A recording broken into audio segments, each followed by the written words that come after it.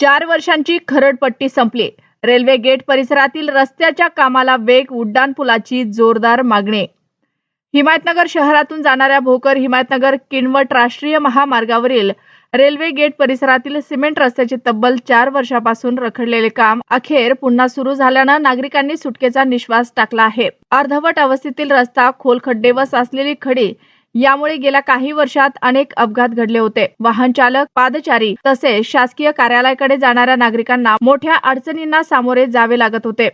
Railway gate पासून तहसील कार्यालय, पंचायत समिती व न्यायालयाकडे जाणारा हा प्रमुख मार्ग असल्याने दररोज शेकडो नागरिकांची वर्दळ असते. पावसाळ्यात चिखलाचे साम्राज्य तर उन्हाळ्यात धुळीची लोट उडत असल्याने व्यापारी व रहिवासी त्रस्त झाले होते.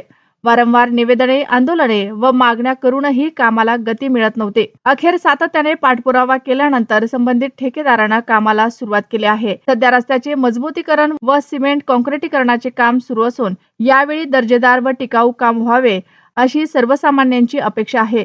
निश्चित मुदतीत काम पूर्ण करून नागरिकांना दिलासा द्यावा अशी मागणी होत आहे. दरम्यान रेल्वे गेटमुळे वारंवार वाहतूक कोंडी होत असल्याने या ठिकाणी उड्डाणपूल उभारण्याची मागणी पुन्हा जोर धरत आहे. उड्डाणपूल झाल्यास प्रवासी नागरिकांची होणारी अडचण कायमची दूर होईल असा विश्वास व्यक्त केला जात आहे. निकृष्ट कामामुळे पुन्हा कटकट निर्माण होऊ नये यासाठी प्रशासनाने कामावर बारकाईने लक्ष ठेवावे आणि गुणवत्तापूर्ण काम करून शहरवासियांची वर्षानुवर्षाची समस्या कायमची सोडवावी अशी मागणी नागरिकांनी केली आहे.